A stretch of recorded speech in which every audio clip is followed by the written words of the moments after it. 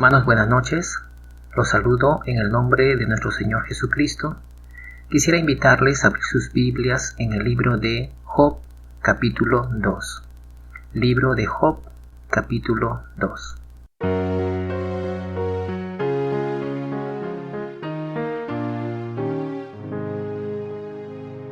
Aconteció que otro día vinieron los hijos de Dios para presentarse delante de Jehová. Y Satanás vino también entre ellos, presentándose delante de Jehová. Y dijo Jehová a Satanás: ¿De dónde vienes?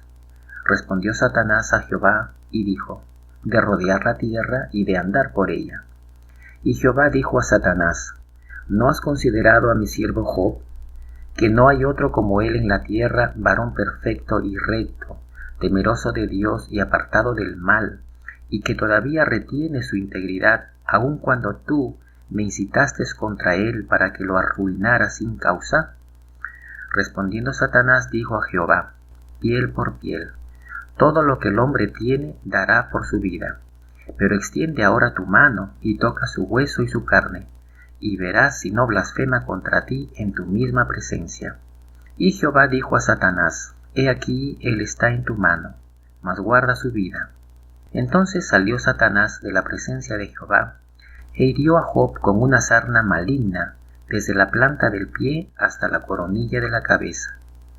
Y tomaba Job un tiesto para rascarse con él, y estaba sentado en medio de ceniza. Entonces le dijo su mujer: ¿aún retienes tu integridad? Maldice a Dios y muérete. Y él le dijo: como suele hablar cualquiera de las mujeres fatuas, has hablado. ¿Qué? ¿Recibiremos de Dios el bien y el mal no lo recibiremos? En todo esto no pecó Job con sus labios. Y 3 amigos de Job, Elifaz temanita, Bildad suita y Zoar naamita, luego que oyeron todo este mal que le había sobrevenido, vinieron cada uno de su lugar, porque habían convenido en venir juntos para condolerse de él y para consolarle.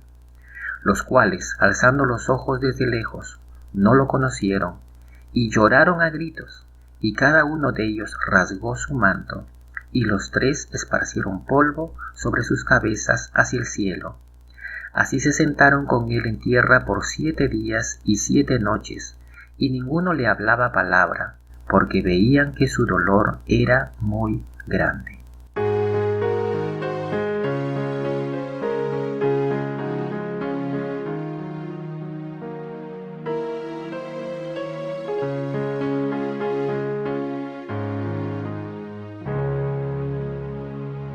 En esta lectura podemos apreciar que lo que le aconteció a Job fue con el permiso de Dios.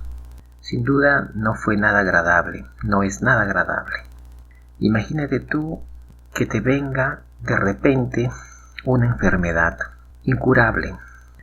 En el caso de Job, una sarna maligna. ¿Por qué Dios permitió que le aconteciera esto a Job?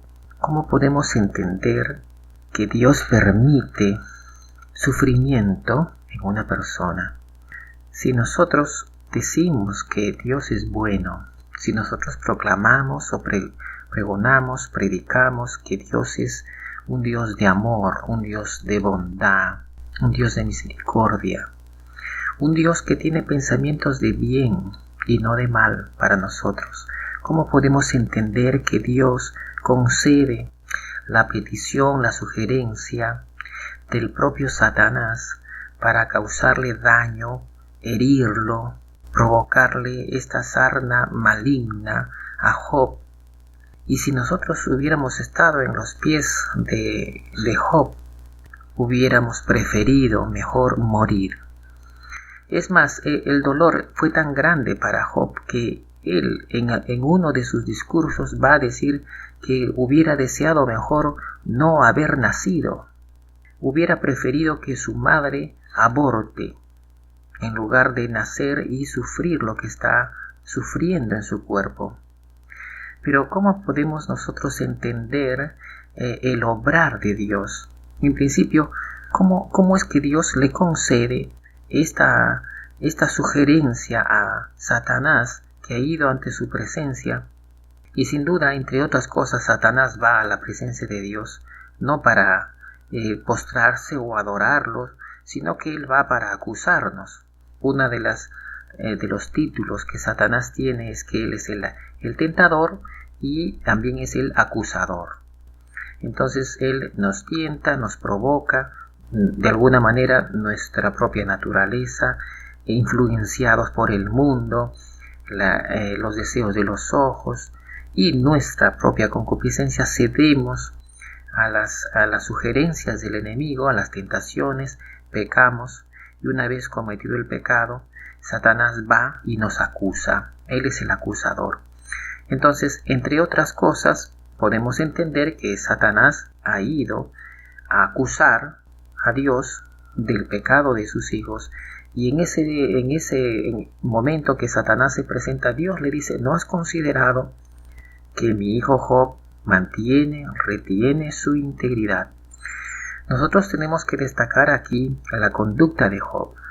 Job no es cualquier creyente.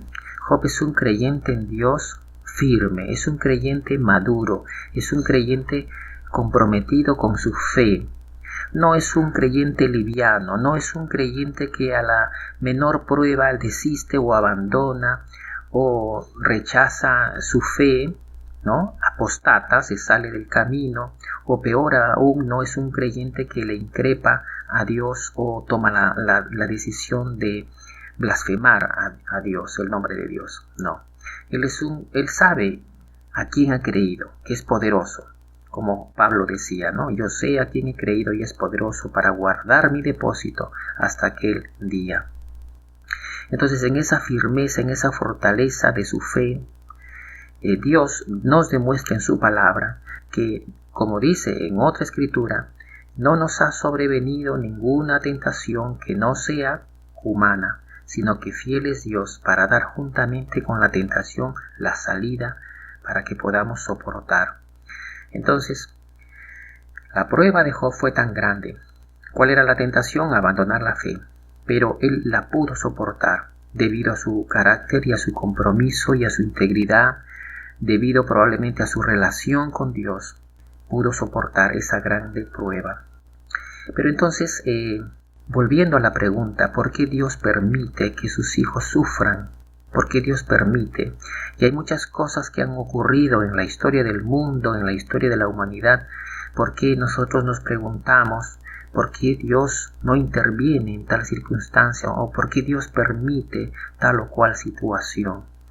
¿Por qué Dios permitió que muchos niños murieran de hambre cuando se produjo la Revolución Francesa, por ejemplo? No solamente niños, sino familias enteras morían de hambre. ¿O por qué Dios permitió la Segunda Guerra Mundial? ¿Por qué Dios permitió el Holocausto judío, la muerte de miles y miles de personas en las cámaras de gas? No solamente de judíos, sino de muchas otras personas más. ¿Por qué Dios permitió este sufrimiento de muchos inocentes y también no tan inocentes? Y así nos podemos ir preguntando muchas otras cosas. Y en el tiempo que vivimos hoy, también surgen preguntas: ¿por qué Dios está permitiendo esta pandemia? Inclusive, ¿por qué aún Dios permite que algunos de sus hijos sean infectados o padecen este contagio, hayan sido contagiados? ¿Por qué Dios no los ha guardado? ¿Por qué Dios no los ha protegido?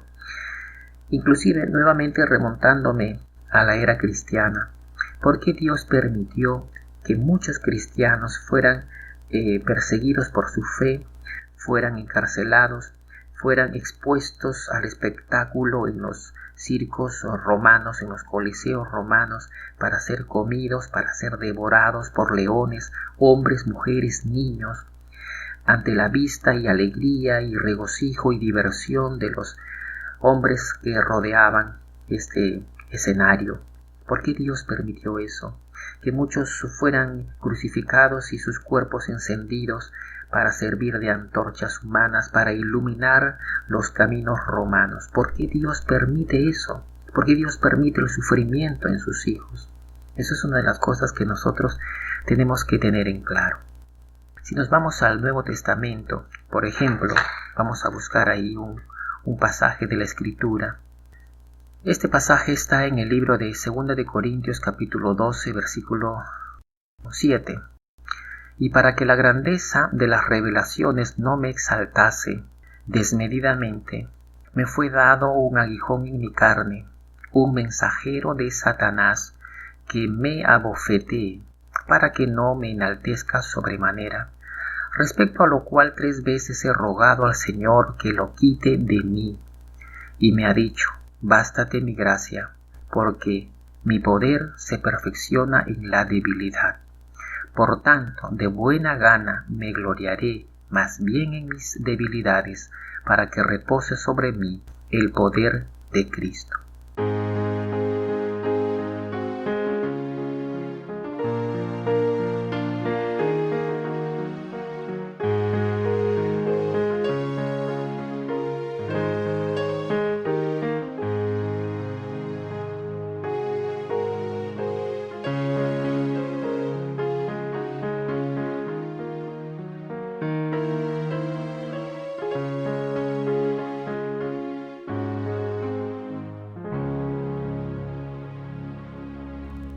Estas son palabras del apóstol Pablo.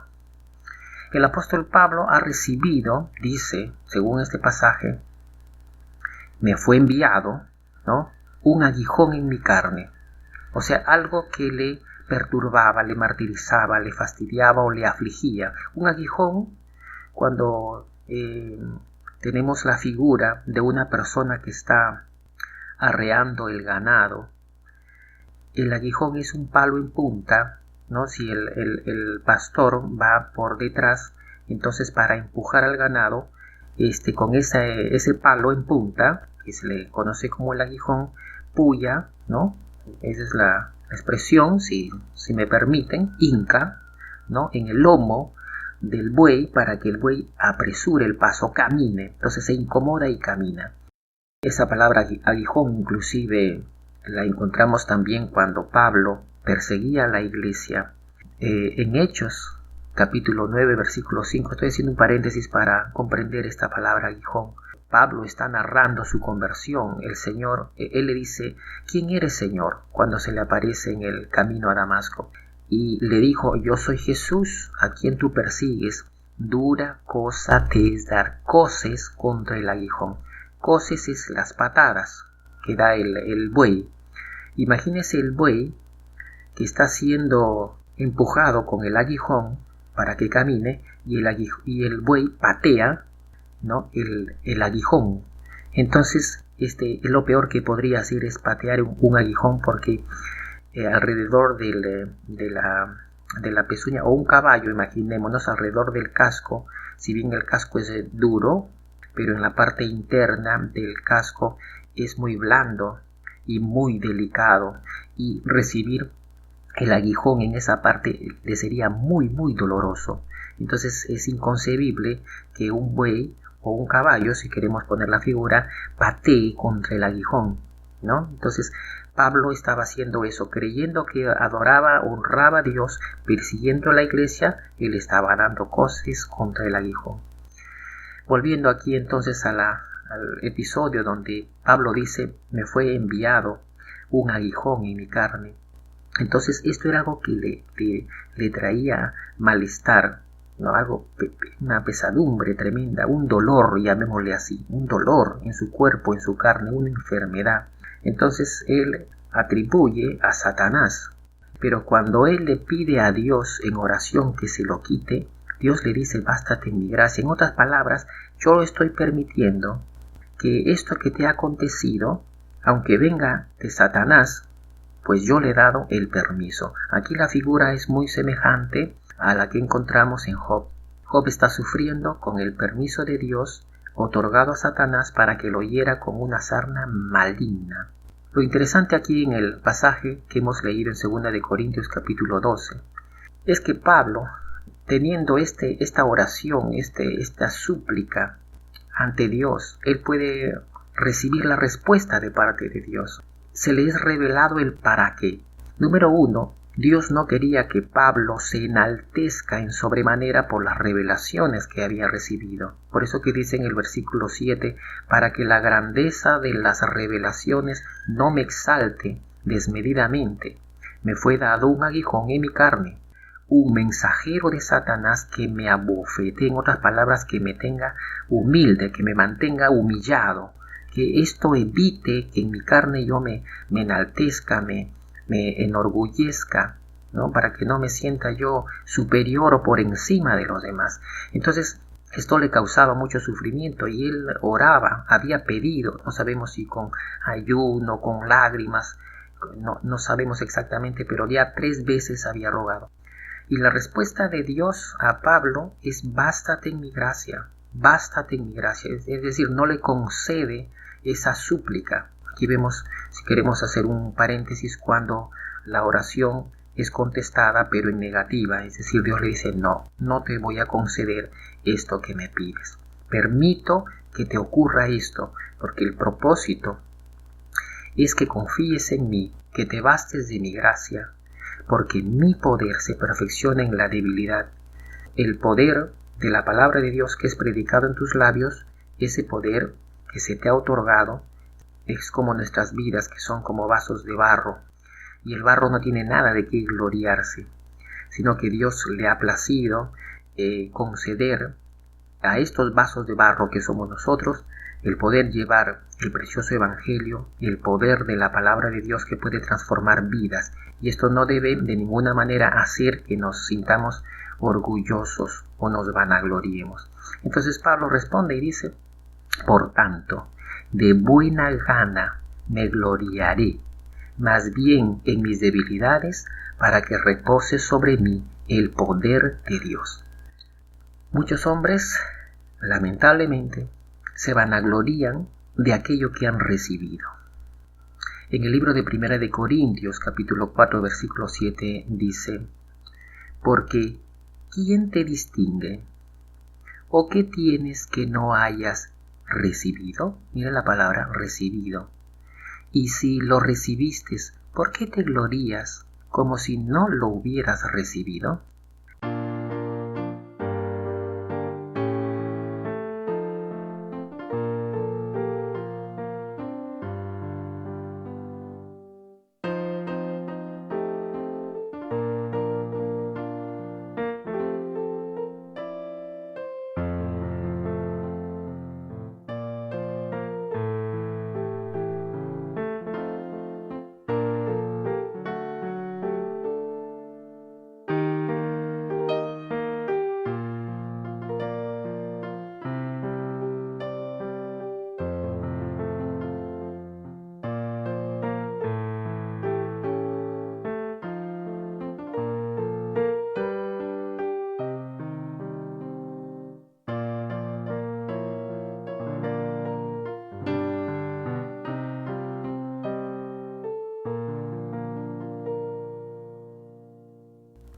Cuando venimos a los pies de Cristo, nosotros recibimos de parte de Dios dones espirituales que debemos de ponerlo al servicio para la edificación del cuerpo de Cristo.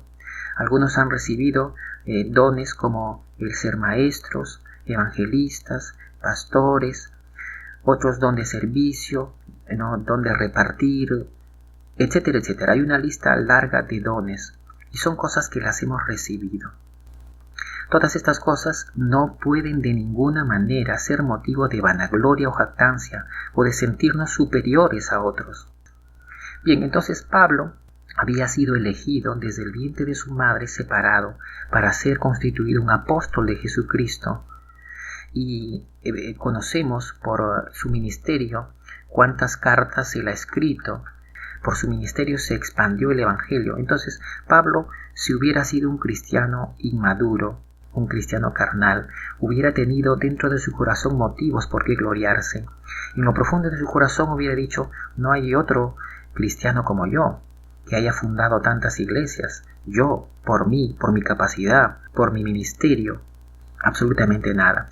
Pero parte de ello, de que haya contribuido para que Pablo no se sienta por encima de los demás, es que le fue enviado un aguijón en su carne. Entonces Pablo comprende efectivamente el porqué de su sufrimiento. Entonces ahí nosotros tenemos que darnos cuenta que Dios no es malo o perverso, de que permite circunstancias o situaciones en nuestras vidas que nos pueden traer dolor, angustia, sufrimiento, sino que el propósito detrás de ello, en el caso específico de Pablo, era mantenerlo humilde, que no se sienta por encima de los demás. Y entonces cumplía un propósito maravilloso, esto que le aconteció a Pablo. Del mismo modo, volviendo a nuestro relato de Job, no encontramos en el libro de Job, al menos en los primeros capítulos, un diálogo entre Job y Dios. No encontramos que Job está orando o que está pidiendo como Pablo, que dice por 3 veces he pedido.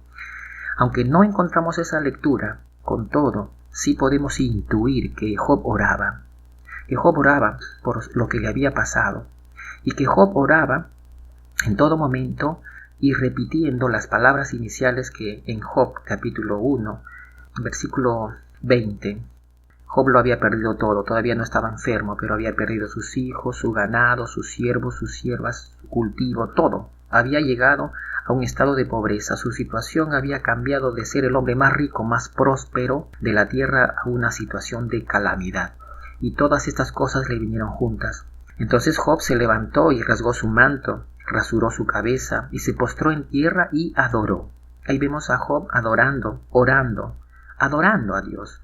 Y dijo en su adoración: desnudo salí del vientre de mi madre y desnudo volveré allá. Jehová dio y Jehová quitó. Sea el nombre de Jehová bendito. Yo creo que todos los días Job oraba.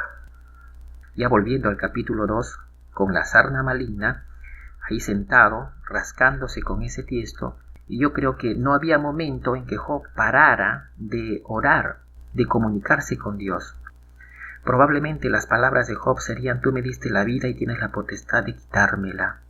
Él se sentía al borde de la muerte y adoraba: tú diste, tú quitaste, bendito sea el nombre de Jehová, siempre bendiciendo el nombre de Jehová. Entonces no encontramos, porque no nos da el relato bíblico, una respuesta inmediata de parte de Dios, sino que en la experiencia de Job hay un silencio de Dios a la súplica, a la plegaria de Job, y no es sino hasta el final del libro de Job que Dios le va a contestar. Lo va a restaurar, lo va a sanar, va a quitar la sarna. Y si bien es cierto, Job va a comprender muchas cosas, porque palabras de Job dirá al final de su relato: de oídas te había oído, mas ahora mis ojos te ven. Cuando Job dice mas ahora mis ojos te ven, es decir, al terminar de la prueba, Job va a llegar a un nivel de conocimiento de Dios superior al que tenía antes de iniciada la prueba, la enfermedad y también la pérdida de sus hijos y de sus bienes. Si bien Job tenía una buena relación con Dios, si bien Job era un hombre recto, perfecto, temeroso de Dios, apartado del mal, no conocía muchos otros más aspectos de Dios, de su grandeza, de su soberanía, de su poder, de su majestad. Y al término de la prueba, entonces él va, nuevamente repito, esas palabras que él dice, si podemos leer ese pasaje. Job capítulo 42, versículo 5. De oídas te había oído, mas ahora mis ojos te ven. Por tanto, me aborrezco y me arrepiento en polvo y ceniza.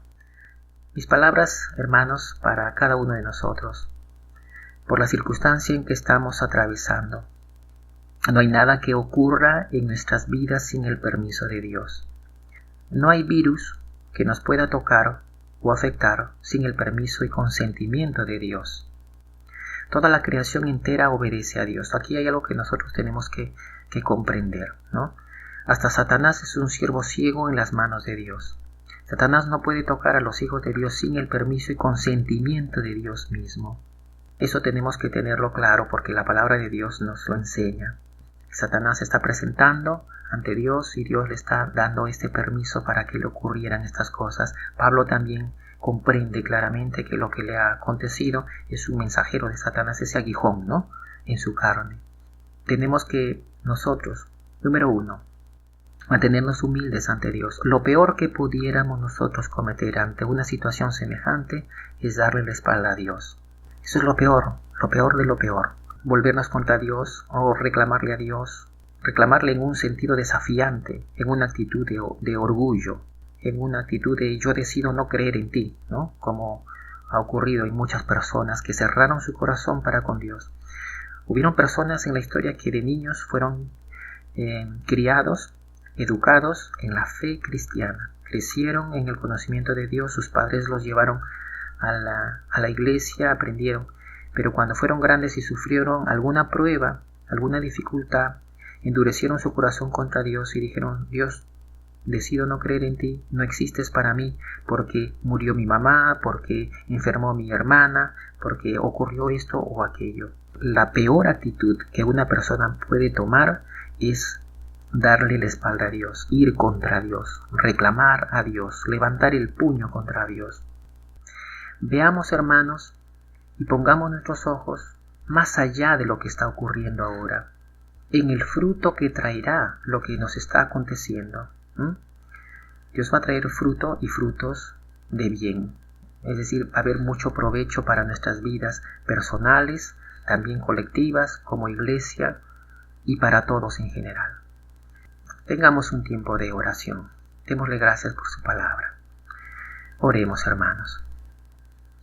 Padre eterno, gracias, Señor, por tu palabra. Gracias por la enseñanza en el libro de Job. Podemos comprender por qué tú diste permiso a Satanás. Más allá de concederle un capricho, tú tenías un propósito para con el mismo Job. Demostró, Señor, en su vida que se puede adorar a Dios, bendecir a Dios en medio de la prueba, no blasfemar el nombre de Dios. Y eso es una lección grande para nosotros. Oh Dios, te pido por aquellos que erróneamente te han abandonado, se han ido, Señor, han abandonado su fe, te han dado la espalda, se han endurecido, Padre. Muchos hijos tuyos han tomado una actitud equivocada frente a esta prueba. Perdónalos y ten misericordia, Padre. Ojalá ellos puedan doblegar sus corazones y sin duda, Dios mío, sé que tú puedes quebrantar corazones, pero también está en cada uno reconocer su error. Padre bendito, cumple tus propósitos en nuestras vidas sobre estas pruebas. Haznos más humildes, que no seamos jactanciosos, como Pablo, Señor, que comprendió claramente que el aguijón en su carne le fue dado para que no se enaltezca, no se vanagloríe. Oh Señor, manténnos humildes, reconociendo que lo hemos recibido de ti, todo, Señor, que no se debe a nuestra capacidad, no se debe a nuestro propio mérito, sino que hemos recibido de ti muchas cosas, dones espirituales y muchas otras cosas más que lo hemos recibido, Padre amado. Fortalécenos, fortalece a mis hermanos y hermanas, suple nuestras necesidades, suple, Padre, el pan de cada día. Dios mío, dependemos de ti. Ayúdanos a salir adelante, ayúdanos a superar, Señor, con tu ayuda tomados de tu mano. Haznos más humildes. Sabemos, Padre, de que ese es uno de tus propósitos, Señor, en nuestras vidas. Te alabamos y te bendecimos. En el bendito nombre de Cristo Jesús, oramos. Amén.